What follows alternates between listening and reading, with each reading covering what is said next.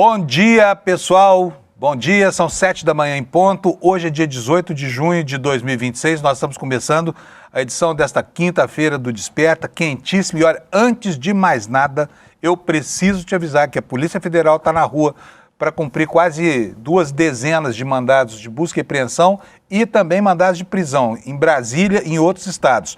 Não se sabe ainda exatamente quem são os alvos dessa 9ª fase da Operação Compliance Zero, mas tem um monte de gente lá em Brasília, por exemplo, que ainda não apareceu formalmente com força, porque a participação já é conhecida, mas as investigações não tocaram ainda. Estou falando do Ibanez, o ex-governador do Distrito Federal. Estou falando do Antônio Rueda, que ainda está flanando sobre essa história toda. Dono dos aviões que transportavam bicheiro, né? Já está na relação dos que receberam mimos milionários do Daniel Vorcar, enfim. Vamos ver quem é o preso de hoje, tá? O meu feeling aqui aponta para o lado do Ibanez, porque não é possível que essa operação toda, que quebrou um banco, que vai quebrar agora uma unidade da federação, que é o Distrito Federal, não passe por esse sujeito que governou e estava lá pilotando tudo, como já se sabe, né? Mas vamos aguardar para saber exatamente o que foi. É muita gente sendo visitada pela Polícia Federal agora de manhã. Então, se ela não chegou aí na sua casa ainda, você está enrolado, pode começar a tremer, tá? Porque ela vai chegar, uma hora chega. Bom, pessoal, fora isso, nós temos vários destaques hoje. Ontem foi um dia de desaforos, né? Os desaforos começaram com o Trump ao se referir ao Brasil de uma maneira completamente estapafúrdia, tropeçando nos fatos, né, confundindo nomes. Vocês sabem que ele inventou um Bolsonaro a mais? Bolsonaro Júnior. Eu não sabia que existia, fiquei até assustado, porque vai que esse Bolsonaro Júnior é mais a cópia fiel do pai do que os filhos dele, né, que a gente já conhece. Mas, enfim, ao emendar a sua fala desastrosa, ele ainda ameaçou interferir nas eleições do Brasil, tá? Citando como exemplo o que se frauda de eleições nos Estados Unidos. Segundo ele, as eleições lá são fraudadas. É um argumento que ele vem utilizando há muito tempo. Agora, quando ele é eleito, não tem fraude, né? Beleza. O que mais que nós temos hoje? Olha, no nosso papo de boleiro, daqui a pouquinho com o Lula e o Alex, nós vamos falar sobre aquilo que o Lula chamou de passeio das zebras africanas sobre as pretensões dos times europeus, tá? Ontem ela estava lá. E ontem foi dia de Portugal jogar e o Cristiano Ronaldo não pegou na bola, não deu um chute a gol. O que será que está acontecendo com essa geração, hein? Eu olho aqui para o Neymar e penso assim, será que ele está fazendo escola entre os seus companheiros geracionais?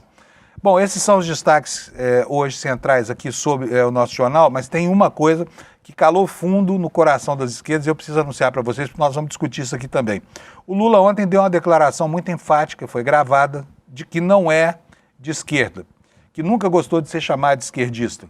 E, enfim, ele acha que é o caminho do meio, ou seja, se define como um político de centro.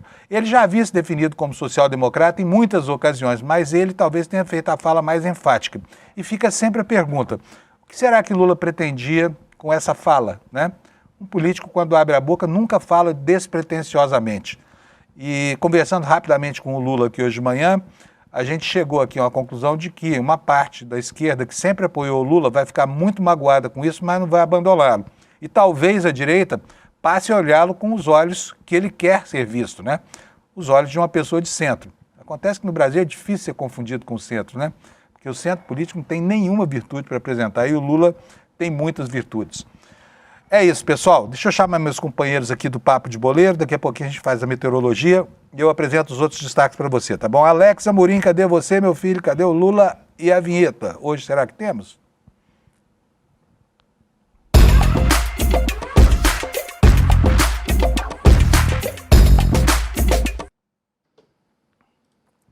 Bom dia, galera. Bom dia, Lula. Bom dia, Alex. Bom dia a todos. Hoje teve a vinheta porque nosso querido Anderson não esqueceu de colocar na tela, então fico muito feliz. Bom dia à nossa audiência, bom dia a todos. Não se esqueça de deixar o like, curtir e seguir nossas páginas e também nos seguir na sala do papolegal.app. E hoje o papo de redação terá link também com a Copa do Mundo, será 12h30 com a nossa Débora Maganha. Um abraço, então vocês entrem lá na sala do papo com a redação aqui do ICL ICL para interagir com os nossos jornalistas e ter essa interação mais próxima conosco aqui do ICL. Bom dia. O nosso Merchandete tá animado, hein, Lula? Bom dia, não, é isso que eu ia falar. Eu tô aqui vestido de apontador de armazém de secos e molhados português, porque o Alex está falando muito, porque ele não quer que a gente fale. O Alex é um torcedor da seleção portuguesa. Sim. O Alex é um torcedor do Cristiano Atenção, Ronaldo. Então, atenção para essa denúncia. Né? Pois é, eu vim para cá montado numa zebra africana que está passeando pela Península Ibérica, né? Sobre Copa ontem, né? Portugal não entregou as expectativas que se colocavam na seleção portuguesa. Não é que Portugal não jogou nada no primeiro tempo. Portugal não jogou nada o jogo inteiro. Eu diria que, para mim, a decepção maior não foi nem o Cristiano Ronaldo, que eu acho que o Cristiano Ronaldo, o que tinha que fazer para o futebol, já fez, né? O Cristiano Ronaldo é um atleta de alto rendimento, tem uma história enorme que ele construiu dentro de campo, é um atleta absolutamente focado, mas não deu um chute a gol ontem, ele realmente estava fora de tempo de bola. Mas o Nuno Mendes, que na minha opinião é o melhor lateral em atividade no futebol, também não jogou nada, né? A seleção portuguesa não entregou a expectativa e empatou com o Congo, né? Levando o Congo a conquistar o seu primeiro gol em Copas do Mundo, o seu primeiro ponto em Copas do Mundo, né? E foi uma festa congolesa com muita propriedade, porque o Congo jogou muito bem, né? Isso mesmo. Então esse para mim é o detalhe de ontem, dos jogos de ontem, e a seleção da Inglaterra. Me permitam já entrar aqui no tema para a gente ganhar tempo. A seleção da Inglaterra fez um jogaço contra a Croácia, 4-2, foi um espetáculo de futebol, e a Inglaterra, sim, ontem a Inglaterra entregou as expectativas que se tinha em relação a esse time treinado pelo alemão, né, o Tuchel, que é uma espécie de treinador de segunda era, né, de segunda prateleira do futebol mundial. Foi massacrado no PSG na época do trio de ouro do PSG, com o Mbappé e o Neymar formando o trio de ouro com o Messi, né? O Neymar e o Mbappé trituraram o Tuchel naquela época do PSG, ele foi demitido do time e agora ele está mostrando o valor dele nessa reconstrução da seleção inglesa, que veio para disputar o título e mostrou isso ontem nos Estados Unidos. Ô Alex, deixa eu te perguntar uma coisa. Eu não assisti os jogos ontem, tá? Mas eu não tenho obrigação nenhuma, porque eu não estou aqui para falar de futebol. Estou aqui só para mediar a conversa de vocês dois. Perfeito. Mas vamos lá. É verdade que a torcida de Portugal ontem, diante do fracasso do Cristiano Ronaldo, gritava o tempo todo Messi, Messi, Messi? Não, longe disso. Ontem eu vou fazer jus aqui. Eu tô com a camisa, com o conjunto do Portugal, porque eu sou grande fã do Cristiano Ronaldo. Ontem eu deixei de treinar para prestigiar meu ídolo máximo no esporte, que é o Papai Cris, como eu chamo o nosso querido Cristiano Ronaldo. Ele tem 40 anos. A função dele antes era ponta, depois ele começou a ficar mais velhinho e começou a ir pro ataque. Virou um centroavante. Ontem, o João Neves abriu o placar logo cedo e eu pensei que seria uma goleada. No meu bolão, coloquei 4-0 Portugal e, felizmente, eu errei. Você colocou... Todo mundo colocou uma goleada, porém, ontem, depois que saiu o gol, eu falei, vai ser uma goleada. Aí nisso eu cheguei em casa, tudo, na hora que eu coloquei na TV, tava 1-1. E Congo tava jogando muito bem. Tem o Bakambu, que é um jogador que tem notoriedade, jogou ali na Premier League, jogou também no Lyon ali da França, era um ótimo atacante. Tem o Bissá, que é um lateral direito que jogou no United e agora está no Aston Villa. Então o time de Congo é um time bom, e ontem o empate foi mais propício porque foi o primeiro gol deles em Copa do Mundo. Em 4 partidas eles fizeram a primeira pontuação. Então eu vou ficar feliz pelos meus amigos de Congo e triste pelo Papai Cris, porque não deu um chute no gol e teve apenas 19 interceptações em bola na partida de ontem. Ô Lula, eu acho engraçado o Alex, porque ele é palmeirense roxo, tem dia que ele chega aqui torcendo contra o Palmeiras, porque é uma mandinga, entendeu? E agora está dizendo que o Papai Ronaldo e não sei o que mais, mas está feliz com o Congo. Vai entender um torcedor como esse, viu? Sim. Fico feliz porque ontem, depois da entrevista, um jogador de Congo falou que eles passam muita dificuldade, porque ali é muita guerra. E nisso foi algo que apareceu ali na televisão, até mesmo os apresentadores, que eu assisti ontem, vou falar aqui na Casa da TV, bateram nesse ponto, porque mesmo eles terem empatado com a seleção ótima de Portugal, que eu acho que é uma das favoritas ali, eles estavam pensando no povo lá do país deles por conta da guerra e tudo que eles passam por lá, e o empate ficou meio de segundo plano. Então eu estou feliz por conta desse empate e também por nossos amigos de lá também, Panuso.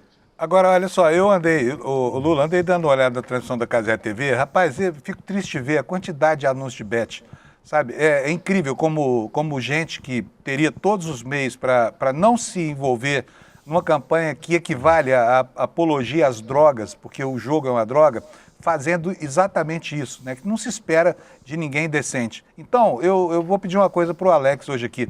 A Cazé TV pode ganhar lá o dinheiro dela do jeito que ela quiser, mas a gente também não precisa ficar toda hora falando que eles estão transmitindo os jogos, até porque eles estão transmitindo todos, né? Sim. Então, vamos esquecer um pouquinho disso aí, porque a gente está ajudando indiretamente, né? E como parte de uma manada a disseminar essa publicidade horrorosa, né, Lula? Não, e assim, a Cazé TV, ela definitivamente, para o bem e para o mal, ela mudou o paradigma com essa Copa da transmissão em TV brasileira, e ela instituiu o streaming como a forma de se consumir futebol. A Rede Globo perdeu geral. A Rede Globo negociou muito mal esses direitos de transmissão, e as transmissões esportivas serão outra no Brasil depois dessa Copa. E a Cazé TV, como você falou, Fábio, ela já fez história para o bem e para o mal. E esse envolvimento da Cazé TV com as bets mostra como as bets se entranharam na sociedade de forma indelével. E bet é droga, bet vicia, bet arruína, bet adoece a sociedade. É isso que está acontecendo. É isso aí. Pessoal, vamos falar dos jogos de hoje. Eu também queria uma palhinha de vocês sobre a questão do Brasil, né? Como é que o Brasil vem amanhã? Porque o Ancelotti é um mistério. E tem essa história da relação esquisita dele com o Endrick, a torcida inteira pedindo esse Endrick. Será que o nosso treinador agora vai abrir os seus ouvidos mais ao que pensa a opinião pública e menos ao que diz o filho do Gilmar Mendes? Quem quiser começar aí, fique à vontade. Eu posso começar?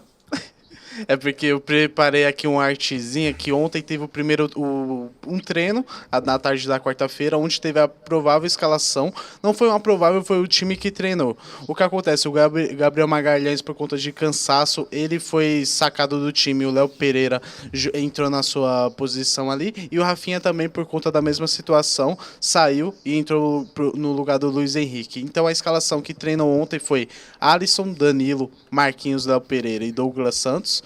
No meio de campo, Fabinho entrou no lugar do Casemiro, que é algo que eu colocaria no time titular para o jogo de amanhã às 9h30 da noite. Bruno Guimarães, Gabriel Martinelli. E seguindo no ataque, Luiz Henrique, Vinícius Júnior e Igor Thiago. Eu colocaria o Endrick para dar mais movimentação ali no ataque, porque desde os tempos lá do Palmeiras ele voltava para buscar a bola e nisso tentava fazer uma jogada diferenciada e era o que acontecia na maioria do tempo. A zaga eu deixaria o Gabriel Magalhães porque titular absoluto, por conta tem que verificar a condição física dele, e no meio de campo eu colocaria o Fabinho ali, como está ali na arte, Bruno Guimarães, e no lugar do Gabriel Martinelli, que está improvisado ali como um falso 10, eu colocaria o Lucas Paquetá, porque a gente não tem nada melhor ainda, e o Neymar, quando tiver chance ali, quem sabe ele pode ser nosso falso 9, fazer ali o meio de campo também. Lula? Bom, eu estou muito esperançoso que o Brasil deslanche amanhã. Eu acho que vai deslanchar. Acho que o Brasil vai jogar de saída num 4-2-4, como está nesse esquema aí, não com esses nomes que o Alex colocou. Eu acho que o Gabriel Magalhães volta sim, como o Alex falou, no lugar do Léo Pereira nesse time do treinamento. É apenas uma questão física. O Danilo sai como lateral já desde o início do jogo, mas acho que o Brasil vai jogar num 4-2-4, Casemiro sai do time, Fabinho entra no lugar dele. Nessa formação aí, eu duvido que o Rafinha não saia jogando no início, né? Acho que o Luiz Henrique pode entrar no segundo tempo, mas seria muito interessante vê-lo desde o começo do jogo, né? E acho também que o Luiz Henrique pode ficar e o Rafinha, em relação a essa formação aí, vir no lugar do Gabriel Martinelli. E acho também que não será Igor Thiago na largada. Acho que será o Matheus Pereira. Mas eu vejo o Endrick entrando nesse time do Brasil amanhã, no segundo tempo, e eu acho que o Brasil tem tudo para deslanchar nesse segundo jogo. Agora, o adversário é o Haiti. Também não coloquemos muitas expectativas,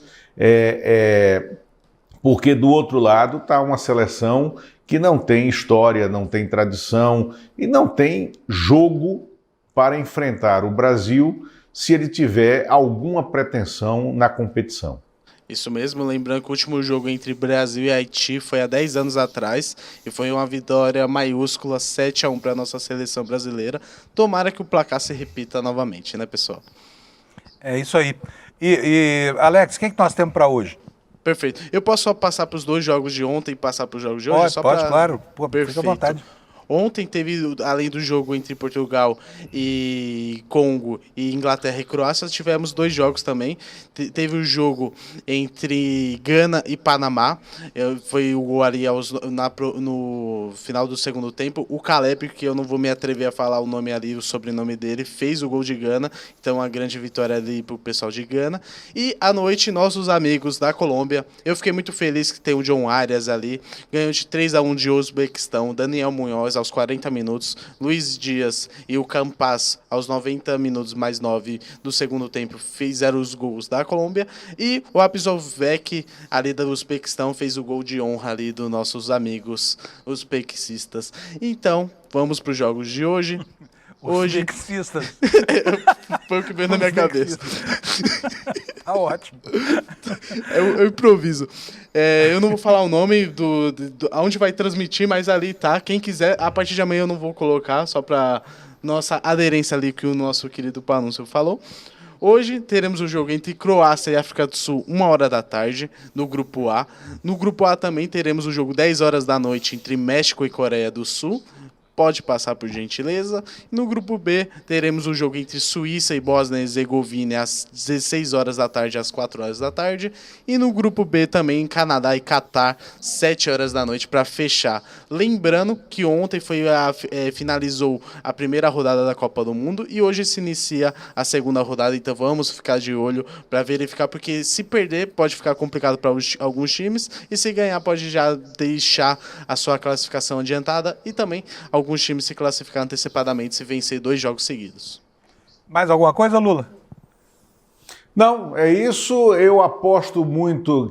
Todo mundo vai dizer que maluquice, mas Canadá e Catar será um jogaço. Eu gosto muito dessa seleção canadense.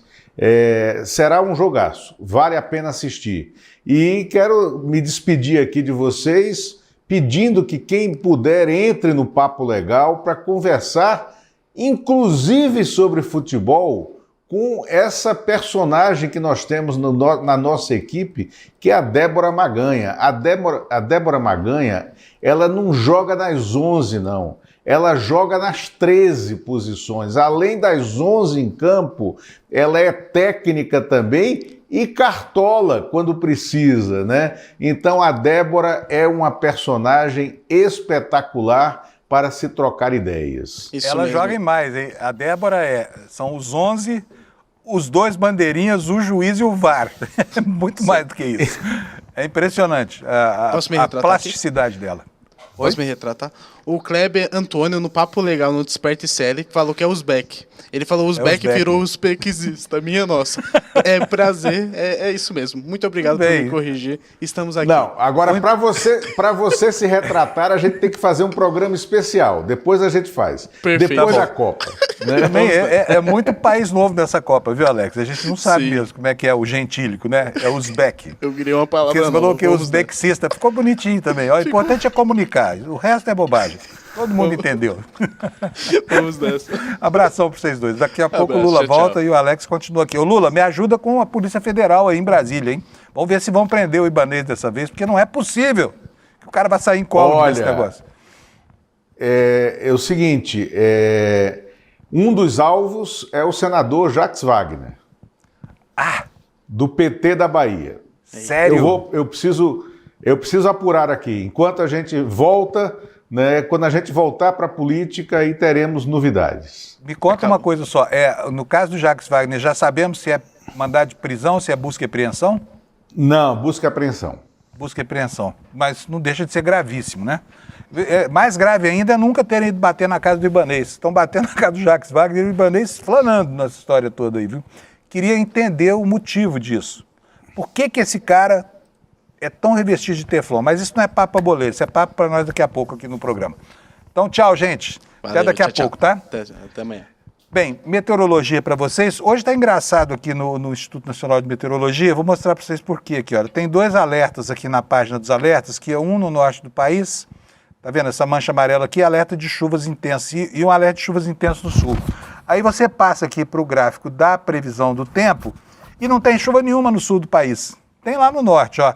Chove de Mato Grosso, Goiás e Minas Gerais para cima e para baixo não tem nada. Dia de céu claro em tudo quanto é lugar. Então vamos lá, começar pela parte em que não chove no Brasil. Porto Alegre terá 18 graus, Florianópolis terá 19 de máxima, Curitiba terá 16 graus, São Paulo, poucas nuvens com 19, Rio de Janeiro, a temperatura vai a 24, lá em Vitória, 26 graus. Em Belo Horizonte vai fazer 25, em Brasília, 26, Goiânia, 30 graus Celsius. Nessas 2 cidades pode ter nuvens no céu, mas chuva não vai cair. Em Campo Grande, 24 graus Celsius. E aqui, Cuiabá, pode chover, 34 graus. Daqui para frente, chove em todo lugar. Não me pergunte mais se vai chover ou não. Vai chover, tá? Porto Velho. Nuvem, chuva isolada, 33 graus. Em Rio Branco, 32 de máxima. Em Manaus, 33. Em Boa Vista, 30 graus. Macapá, 33. Belém do Pará, 33. Palmas do Tocantins, também 32. Hoje a temperatura média no Brasil é 33, hein? Aqui na parte que chove, a parte quente, né? Em São Luís do Maranhão, 33 graus. Em Teresina, 35. Fortaleza, 30. E aí as capitais do Nordeste oscilando aqui entre 31 e 29. Ó, 31 em Natal, João Pessoa 30, 29 em Recife, em Maceió 28, em Aracaju também 28 graus e Salvador 27. Essa é a meteorologia. Vamos então agora para a capa do nosso site aqui, olha. Nós temos aqui notícias frescas lá do Oriente Médio, né? Ontem foi finalmente assinado. Olha, o Trump deve ter tido uma noite maravilhosa, né? Deve ter dormido feito antes, porque conseguiu, pelo menos no plano formal, encerrar com essa guerra absurda que ele começou e não tinha porta de saída. Mas ontem o Irã e os Estados Unidos assinaram o acordo, tem 14 pontos a gente, se for possível, vai detalhar para vocês. Mas é uma grande coisa, repercute no mundo inteiro, né? Os preços do petróleo já despencaram e isso vai gerar consequências para nós aqui. Tomara que gere um pouco de deflação, porque a inflação que a gente sente está para lá de dolorida, né? Vamos lá, gente. Olha, o filho do Eduardo Cunha, gente, filho de peixe, peixinho é, né? Ou então o fruto nunca cai longe do pé. Né? O filho do Eduardo Cunha está dirigindo uma gestora ligada à Planner. Você já ouviu esse nome aí nos escândalos aí do Banco Master, tá? É uma corretora investigada no Banco Master, tá? E fundos associados ao Nelson Tanuri, apontado pela TPF como sócio oculto do Master, foram transferidos justamente para essa gestora. O papel do Tanuri também é algo que precisa ser bem escrutinado, né? Porque há muito tempo que se ouve falar das aprontações desse sujeito e nada de ele aparecer no proscênio, no primeiro plano da cena. Destaques aqui na parte dos destaques secundários do ICL, o TCE aprovou as contas do Tarcísio, governador daqui de São Paulo, mas deixou um monte de ressalvas lá, tá bom? Olha, uma informação muito boa, a vacina da Covid, aquela mesma que tanto bolsonarista detratou, acabou com ela, né? Aquela vacina, olha só, reduz o risco de infarto e de AVC em idosos. A vacina está cheia de qualidades, tá?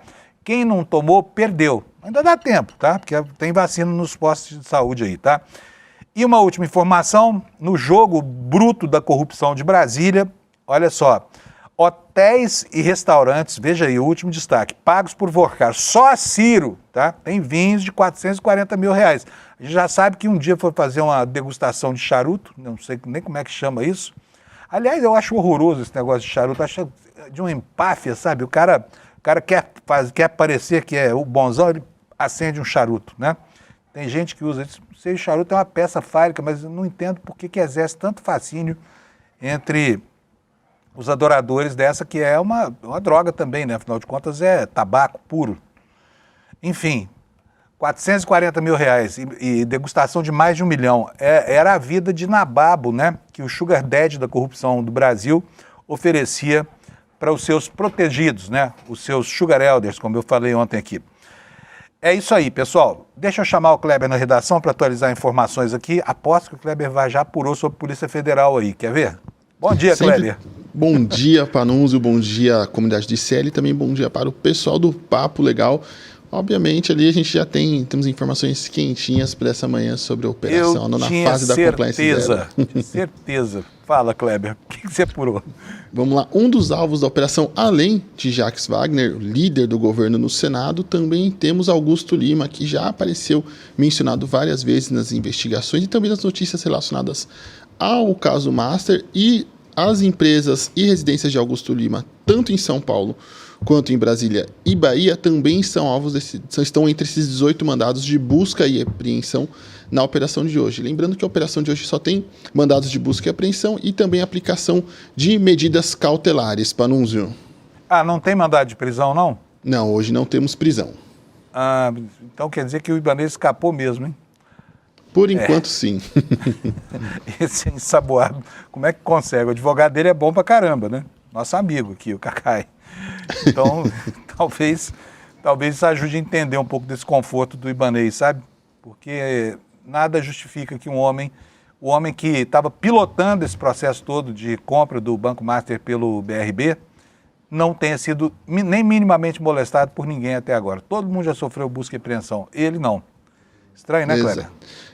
Não só no caso Master, mas também no 8 de janeiro, né? Teve aquele afastamento temporário, mas depois voltou e tudo seguiu como se nada tivesse acontecido e vida que segue no entorno também do Ibanez, no caso do 8 de janeiro. Então é uma pessoa ali muito escorregadia também, né, Panunzio? Muito.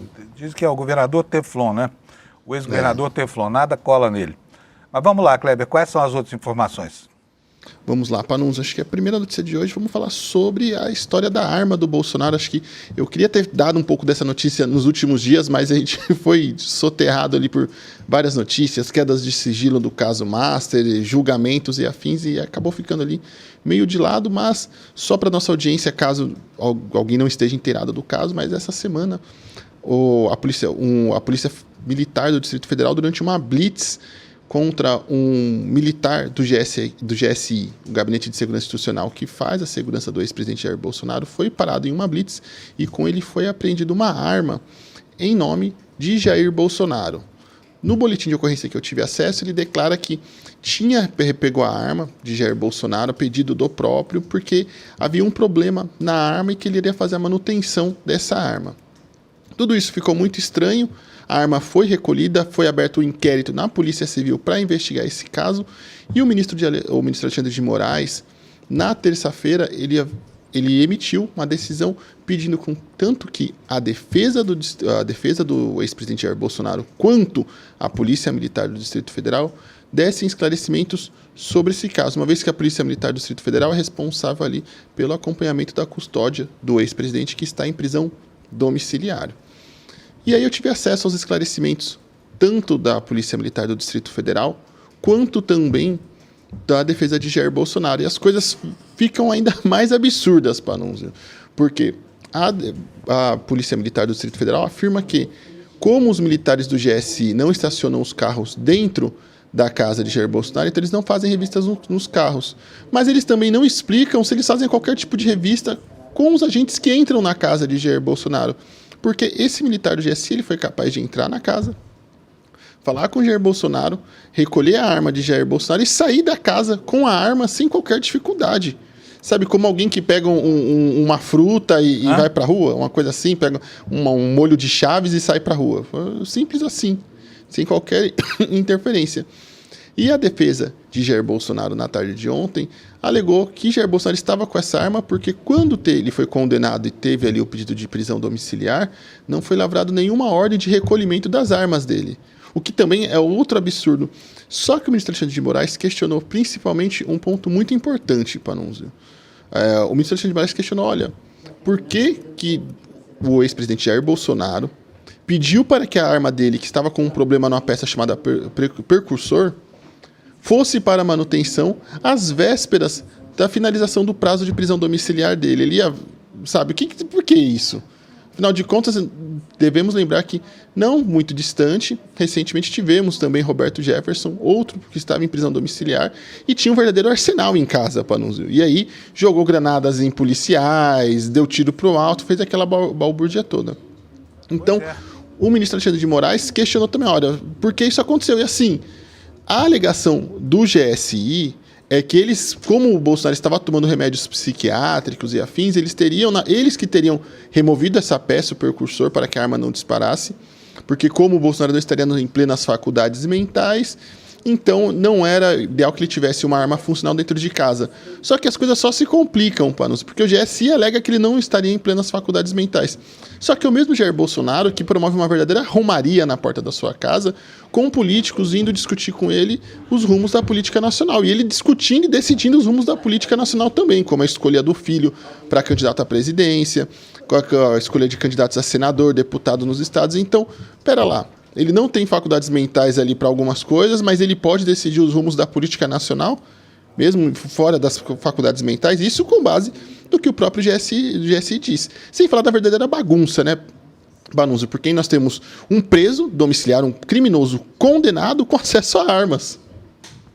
Isso é um absurdo total. Imagina, falar, não mandaram recolher as armas, que foi a justificativa dele para ter a posse desse negócio. Agora, imagina só se um presidiário, porque o Bolsonaro é um delinquente, é um bandido, está cumprindo pena. Ele está em casa, mas está preso em casa. Eu nunca ouvi falar, apesar de que a crônica policial e política no Brasil mostra casos, né, como o do ex-presidente do PTB, que, enfim, disparou contra os policiais federais que foram intimá-lo. Não me parece correto que um bandido encarcerado, ainda que em casa, tenha direito a portar armas, francamente, né? Agora, me chamou muita atenção a afirmação de que ele não estava de posse das suas faculdades mentais. Quem na família será que estava pensando que ele ia se matar? Porque só pode ser essa, não há outra possibilidade. Pensar, não, o Bolsonaro está doido a ponto de sair distribuindo tiro contra outras pessoas na casa dele, é algo que extrapola um pouco, sei lá, a possibilidade do bom senso, né, Kleber? Não, e deixaram a arma lá. A Michelle Bolsonaro, que diz que cuida do marido também, apesar de a gente saber que a relação dela com o marido e com os filhos é uma coisa espetacular, Talvez visto seja pela a coluna arma dele, seja para isso. pra e mediar largou a essa- arma lá, sabe? Todo mundo. Perigo. Sabe? É extremamente revoltante para nós o estado de bagunça que vive esse país já há um certo tempo. Porque não é só isso. Nós temos, por exemplo, inclusive, como a justiça brasileira, e aí eu falo de forma muito direta também ao ministro Alexandre de Moraes, como o excesso de zelo e cuidado com criminosos e com suspeitos e alvos de investigações acaba levando a gente para esse tipo de situação absurda, Panunzio. Por exemplo, Eduardo Bolsonaro fez o que fez até conseguir fugir do Brasil tranquilamente, sem qualquer medida cautelar, porque existe aquele mito, aquela falácia de não podemos ser mais incisivos com o bolsonarismo, se eles vão nos acusar de perseguição. Então, por conta desse medo de acusação de perseguição, deixa-se que faça-se tudo. Sabe que um criminoso condenado tem arma em casa, daqui a pouco que a gente vai começar a liberar membros também do Comando Vermelho e do PCC para que tenham armas dentro de casa ou nas cadeias também? Sabe? Agora, todo Exatamente. criminoso vai ter direito a ter porte de arma? Exatamente. Porque não Enquanto- podemos melindrar as parcelas da sociedade? Exatamente. Tem que tirar as... Bolsonaro é um bandido, está preso porque cometeu um monte de crimes, tá? Então ele foi Panunzio. condenado, as penas longas, vai ter que cumprir. Agora, tá na hora do Bolsonaro começar a voltar para a cadeia, porque desde que ele foi para casa, passou o soluço, não se ouviu falar mais de crise intestinal, nada, né? Tá numa boa lá. Então tá na Exatamente. hora de devolver ele para um lugar onde ele possa estar a salvo, inclusive de si mesmo, né? Onde tem Isso. gente para vigiar as tripulias Isso dele mesmo. com armas. E aí, já emendando com o segundo assunto, porque olha o estado de bagunça que vem as coisas. Nós temos, por exemplo, Alexandre Ramagem, que era ex-diretor da Agência Brasileira de Inteligência, um órgão central ali dentro do Estado brasileiro, com informações de Estado, informações sensíveis, que conseguiu fugir para os Estados Unidos, levando informações sensíveis, assim, de forma totalmente tranquila, sabendo da importância, do risco e da relevância de Alexandre Ramagem, não foi imposta qualquer tipo de medida cautelar mais incisiva a ele, como, por exemplo, uma prisão domiciliar, e ele conseguiu fugir.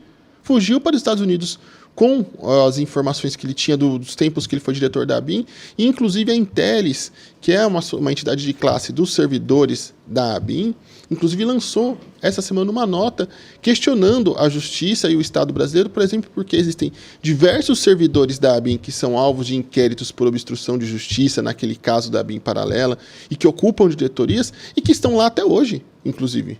Há um ano nós temos um inquérito rolando na justiça brasileira sobre essas informações, sobre esse caso, sobre essas informações de obstrução de justiça, acusações de atuação de servidores para dificultar a investigação desse caso, e esses servidores da ABIN continuam em posições de chefia e diretoria e comando na cúpula da ABIN. O próprio diretor-geral, que foi acusado pela Polícia Federal também de obstruir as investigações, segue no comando da instituição, sabe? E segue com aval, inclusive, do Palácio do Planalto do presidente Lula. Então, é mais um retrato do estado de coisas em que vive a sociedade brasileira e o Estado brasileiro, que é extremamente permissivo com a delinquência e com a bagunça na extrema-direita.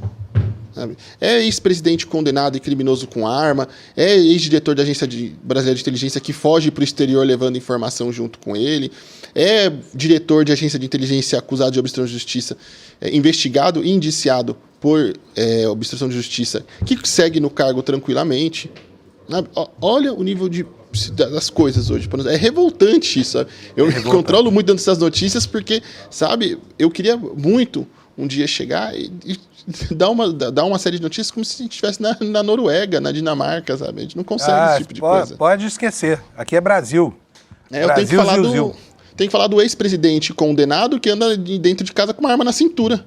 E de um agente de segurança que pega essa arma sem qualquer tipo de revista e leva embora para fazer manutenção. Como se fosse fácil de portar uma arma sem o direito legal. Enfim, tudo errado mesmo. Agora, o Flávio Bolsonaro que está uma seda com os jornalistas, hein? Quem diria? O cara que... Uma das pessoas que mais odeiam a imprensa no Brasil, né? Aliás, a família que mais odeia jornalistas do Brasil, inclusive disseminou esse ódio aí para sua base, para o chamado gado, e fez com que todo jornalista hoje tema ser apedrejado na rua, porque nós somos odiados graças às coisas que esses caras... Mas o Flávio não. O Flávio está de lua de mel com a imprensa, gente. Vê se pode isso, não é, Kleber?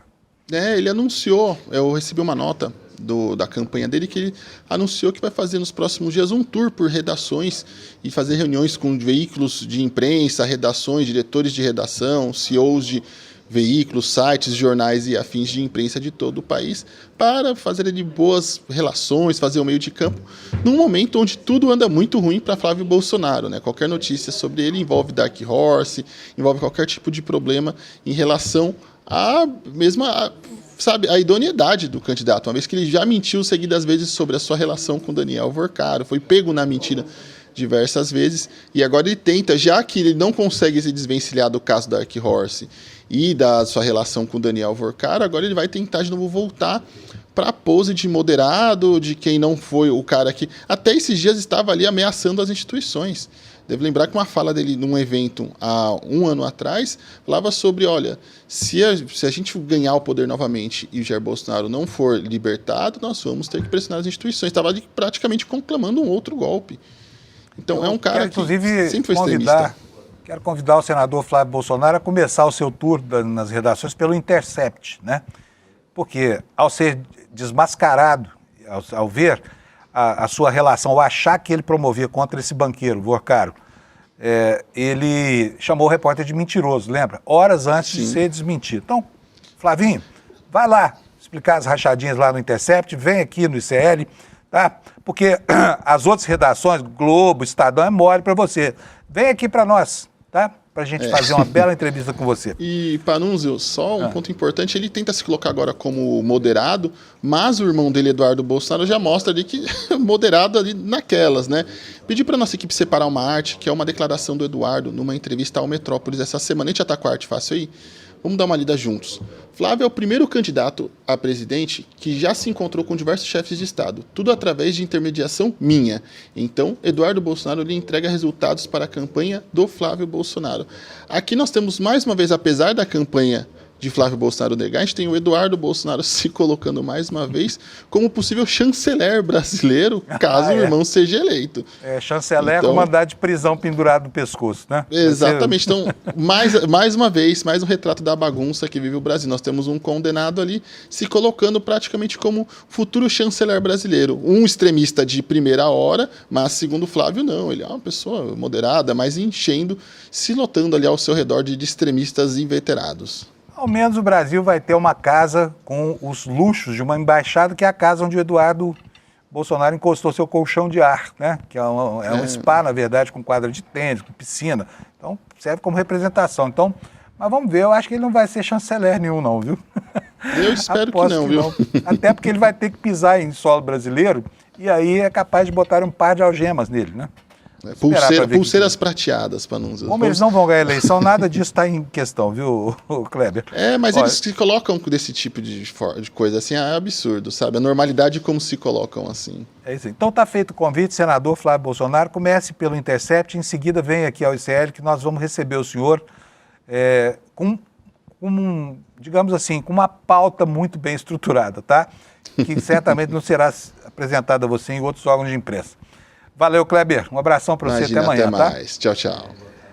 Pessoal, então, olha, é hora de chamar o Lula de volta. Vou chamar aqui ele de novo. E eu tenho aqui, estou atrasado, viu, Lula, para apresentar algumas coisas. Eu queria começar pela notícia que a gente não deu, que foi a participação do Lula ontem lá no G7 e a resposta que ele deu ao Trump. Podemos ver? Porque é muito importante a gente falar sobre isso e também sobre essa declaração do Lula de que ele não é de esquerda, que não gosta de ser chamado de esquerdista, tá? Muita gente ficou com isso entalado na garganta de ontem para hoje, né? A mim não surpreende. Acho que ele foi bastante sincero. Só que aquilo não foi uma fala solta, né, Lula? A gente vai ver a fala primeiro, mas antes vamos para o G7. Primeiro com o Trump. Olha só como esse cara tá maluco, completamente doidão. Criou uma pessoa que não existe, chamada Bolsonaro Júnior. Ó, pelo amor de Deus, Trump, afasta de nós esse cálice. Põe o VT aí para nós, por favor, Alex. Thanks a lot, Mr. President. Question on Brazil. I would like to know how was your interaction here in Evian during the G7 with the Brazilian President Lula? Did you talk about the new U.S. tariffs on Brazil? Did you talk about the U.S. designation of criminal gangs as terrorists? We did. How was it? I spent a lot of time with him, actually, and it's become a little rough country, right? Politically. It's been a little dangerous politically. You're talking about Brazil, yeah? It's been nasty. I hear they arrested somebody that's running for office today. I found that out after we left. I just said goodbye to him, and I heard that they arrested the Bolsonaro Jr. He was doing well in the polls, and they arrested him because he made a statement in Texas. They arrested him, or they want to arrest him. They have something out for his arrest. No, they play pretty tough. But nobody plays tougher than the United States. Look, our elections are totally rigged. We have rigged elections. Please, in the back. Yes, sir. Go ahead. Vocês repararam a cara do Marco Rubio aí atrás dele? Quem passa as informações para ele é o Marco Rubio, né? Agora, é uma sopa de loucuras na cabeça dele, né, Lula? O Donald Trump é um perturbado mental e um perturbador da cena política internacional. O fato dele ter chamado Bolsonaro Júnior é porque foi no genérico, né? Nos Estados Unidos você tem o John, né? O John Kennedy II, você tem o Trump Jr., né? Que é um lobista da cena internacional, né? O Trump Jr., que não se chama Donald Trump Jr., né?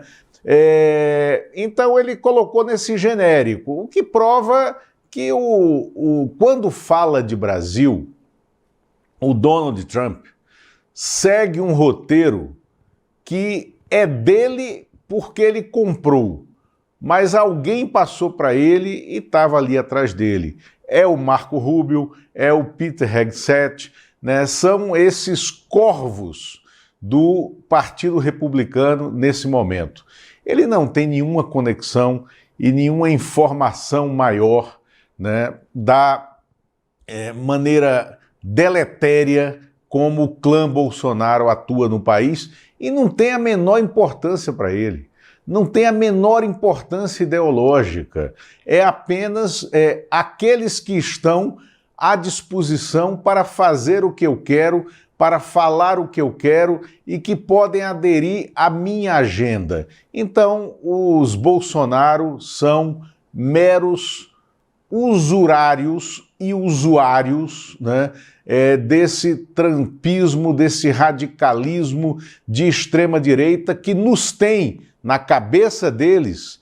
Nós somos quintal dos Estados Unidos. Então, para mim, a declaração do Trump vem dessa natureza, tem essa raiz. Agora, encontrou um anteparo aqui contra o FEBEAPA, que fez FEBEAPA, não, FEBEIUS, que deve ser a sigla correta, o acrônimo para Festival de Besteira, que assola os Estados Unidos. E o Lula falou grosso ontem com ele. Vamos ver o que disse o Lula. Então, veja, eu acho que ele tem direito de ter as preferências eleitorais dele, as preferências ideológicas deles. Eu só espero que ele não fira o código de ética entre as nações que querem ser respeitadas na sua soberania. Só espero isso. Para mim, ele pode continuar gostando do Bolsonaro, do pai, do filho, do neto, não tem nenhum problema. É um problema dele. Afinal de contas, gosto não se discute. Agora, não se meta nas eleições do Brasil, porque as eleições do Brasil é um problema do Brasil. Como as eleições americanas, é um problema deles, não é um problema meu. Agora, antes, pode comentar, Lula, depois a gente vai botar outra fala aqui do esquerdista. Lula. É o único estadista em atividade na cena política mundial. E aí está a dimensão dele.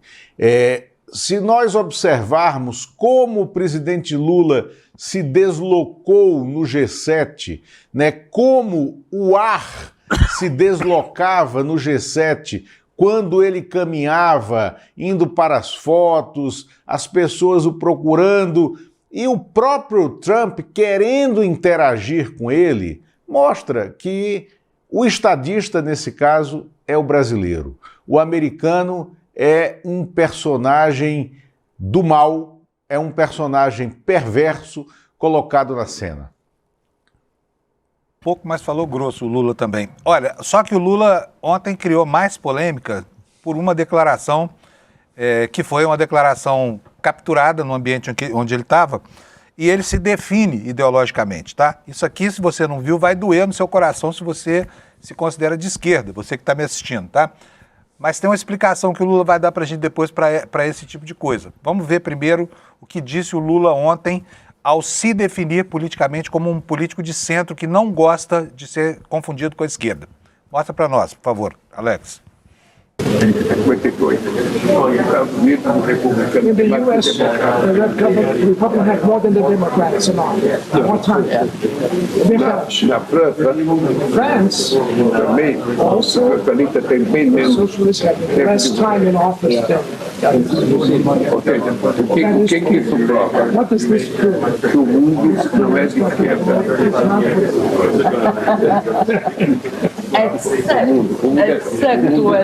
O mundo é do caminho do meio. Is in the middle way. Essa é a verdade. That's the truth. But this is what you did when he became president first time. Everybody expected to lose the left leg. But you were. You were 20%. Você foi direto no centro. Bom, não dá para ouvir, a legenda não funcionou, mas eu vou aqui dizer com as minhas palavras para você. Ele fala o seguinte, que ele acha que o mundo é pelo caminho do meio, ele nunca se definiu como esquerdista, ele não gostava, inclusive, de ser chamado de esquerdista, né? E disse o seguinte, tinha ótimas relações, inclusive, com o sindicalismo alemão, que é um sindicalismo mais pragmático, né? Então, tá aí. E essa declaração do Lula, só não gosta de ser confundido com esquerdista. É um negócio que cala fundo na alma de quem se define como esquerdista e defendeu o Lula a vida inteira. Mas será que ele perde com isso, Lula? Claro que não, né? Quem leu a biografia, que está no segundo volume, a trilogia biográfica do presidente Lula, escrita pelo Fernando Moraes, já lá no primeiro volume, vê que o Lula nunca quis entrar, por exemplo, no Partido Comunista, que foi chamado pelo irmão dele, o Frei Chico, para se filiar ao Partido Comunista Brasileiro, e ele já dizia, olha, eu não gosto desse negócio de comunismo, eu sou sindicalista. Né? Como sindicalista, no sindicato, Lula aprendeu a lutar pelos direitos da sua base, Lula aprendeu a negociar com o sistema, né, vantagens e direitos, né, para a sua base sindical, olhando muito, aí sim, para a social-democracia alemã, para a social-democracia europeia, né? O Partido Comunista Italiano, que na época, ali eu estou falando dos anos 70, já tinha migrado para essa social-democracia, e quando ele cria o PT, em diálogo com a academia, com a USP, com a base que terminou depois criando o PSDB em São Paulo, o próprio Fernando Henrique Cardoso, o Lula disputa com Fernando Henrique Cardoso desde o início do PT, né, com o Fernando Henrique, com o Franco Montoro, com o Mário Covas, esse rótulo de social-democrata. O Lula sempre disse que se for de esquerda, se significar ser de esquerda, lutar pelos direitos das pessoas, lutar para que as pessoas comam 3 vezes ao dia, lutar para que as pessoas tenham seus direitos básicos respeitados, lutar para que as famílias tenham condição de organizar as suas vidas tendo um resgate desse fosso social, então eu sou de esquerda. Agora, o Lula nunca trouxe na trajetória política dele batalhas infantis do esquerdismo, que é isso que ele combate, que é a doença infantil de quem não compreende os vários meandros da sociedade. Então eu vejo nessa declaração dele uma ambição biográfica, sim, de deixar assentado. Eu sou um social-democrata e ele é um social-democrata. E o governo dele é um governo de centro, né? Tanto que o centro político manda no governo dele. Muitas vezes a gente até nem entende a tolerância do Lula, mas aí reside. Tem muita gente desgostosa com essa declaração dele, porque sentiu que um elemento de identidade se quebrou, mas não quebrou nada. Todo mundo sabe quem é o Lula. E se o Lula não fosse o que é, talvez o Brasil tivesse numa condição muito pior, porque, afinal de contas, como o Lula falou, o xará dele, o outro que está provavelmente levantando agora lá no Palácio da Alvorada, é um sujeito que não tem nada de radical para lado nenhum. Ele está sempre ouvindo todo mundo. A gente até reclama, né, Lula? Às vezes com muita complacência até, sabe? Né? Pensar que até hoje tem gente do Ciro Nogueira mandando nesse governo é algo inacreditável, né? Lula, deixa eu aproveitar. O Lula, gente, foi quem inspirou esse documentário que nós vamos estrear agora no dia 28, às 8 horas da noite, em que nós vamos abrir as entranhas do tal orçamento secreto. Vamos explicar o que são as emendas, como é que elas são tão deletérias, explicar por que os deputados e senadores se matam tanto, e os deputados estaduais também, pelo controle do orçamento, que é cada vez maior. E eu gostaria, Lula, que você dissesse do conteúdo, porque você quem conhece, eu conheço só um pedacinho que eu fiz, mas o Lula conhece o documentário inteiro, porque isso foi mais uma ideia dele. Conta para nós como é que vai ser. Perfeito. Essa é uma série documental, né, com 6 reportagens, né, feitas pela equipe do ICL, o Fábio Panunzio, a Alice Maciel, a Elô Vilela, a Manuela Borges, a Amanda Miranda. Fomos às ruas para mostrar na prática como se dão os desvios com verbas orçamentárias que geram vários casos de corrupção. Hoje há 30 ações de investigação de desvios do orçamento da União no Supremo Tribunal Federal, envolvendo 80 parlamentares, 80 deputados e senadores detentores de mandato nessa legislatura estão sob investigação nessas 30 ações. E aí a gente conta nessa série documental que depois dela tem um filme consolidado, um documentário de 1 hora e 20 minutos, né, e que vocês começarão a ter contato com ela no dia 28, né, quando nós teremos a apresentação da série documental aqui no ICL, num evento que está sendo chamado Garanta o Seu Ingresso, porque, olha, nesse ambiente do streaming é a melhor reportagem documental sobre esses desmandos que você poderá assistir. E é um trabalho que me causou muita satisfação em fazer, porque ninguém fez essa consolidação de informações sobre o orçamento secreto. Temos o trailer aí, né, Fábio? Temos, vamos dar uma palhinha aqui para o pessoal que está na audiência. Gente, prestem atenção, é realmente uma obra de muita coragem, tá? E, como o Lula disse, se não for aqui no ICL, você não vai ver isso mais em lugar nenhum. Então, vou dar de brinde para você aqui uma palhinha do que será esse documentário. Roda para nós, Alex, por favor. 2 dias antes da prisão do banqueiro, Flávio Bolsonaro tentou tirar dele 134 milhões de reais. Aqui, os carros chegavam 2 de cada vez para trocar sacos de dinheiro. Você dá da liberdade, Daniel, de a gente te cobrar, eu fico sem graça de ficar te cobrando, tá? Mas sim. Quem é essa produtora GoUp? Quem são os sócios do projeto e os produtores reais? Em Ipojuca, em busca de respostas. Nenhuma placa, nenhum funcionário. Segundo os vizinhos, nunca houve empresa aqui. A Caixa Preta está sendo aberta. Eu descobri essa história, eu descobri essas emendas. Estou apurando sobre as denúncias de corrupção envolvendo a cidade. Que é isso? 4 milhões nessa brincadeira, enquanto aí tem gente sem saneamento básico, tem rua esburacada. No Brasil das emendas parlamentares, também se mata por dinheiro. E para calar quem sabe demais.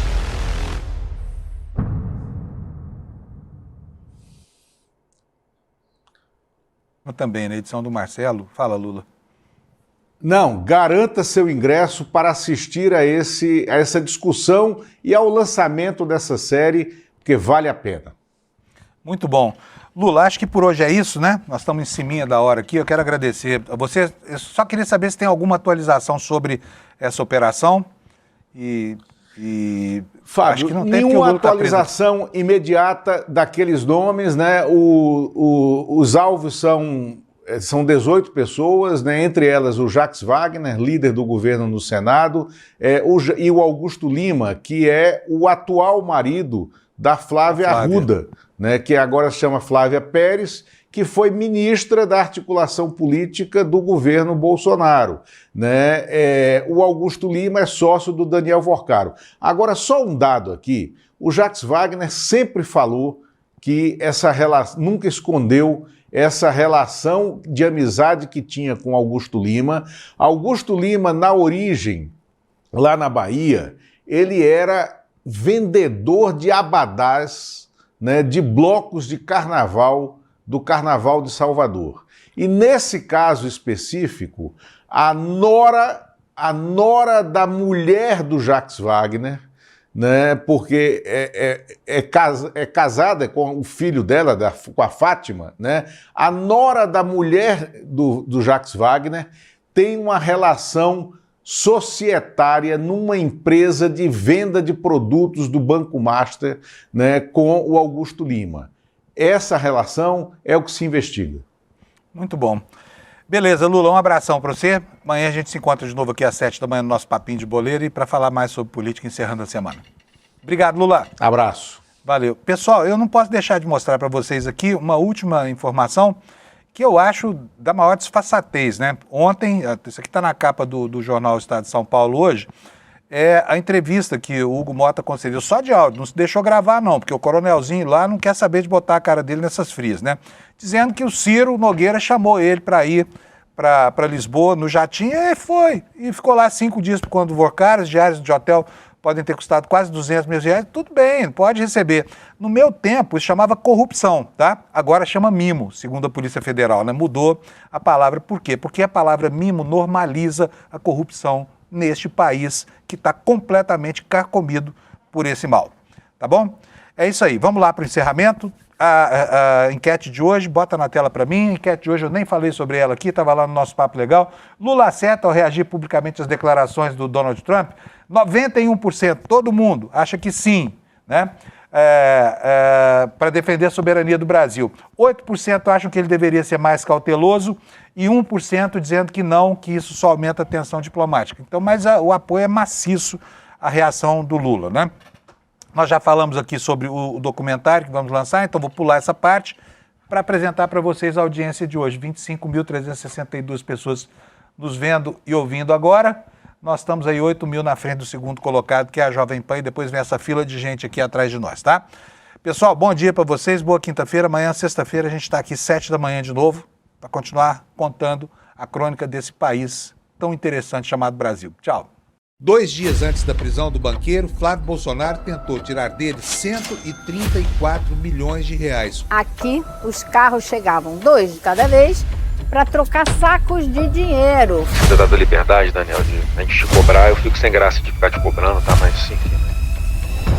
Quem é essa produtora GoUp? Quem são os sócios do projeto e os produtores reais? Em Ipojuca, em busca de respostas. Nenhuma placa, nenhum funcionário. Segundo os vizinhos, nunca houve empresa aqui. A Caixa Preta está sendo aberta. Eu descobri essa história, eu descobri essas emendas. Estou apurando sobre as denúncias de corrupção envolvendo a cidade. Que é isso? 4 milhões nessa brincadeira, enquanto aí tem gente sem saneamento básico, tem rua esburacada. No Brasil das emendas parlamentares, também se mata por dinheiro. E para calar quem sabe demais.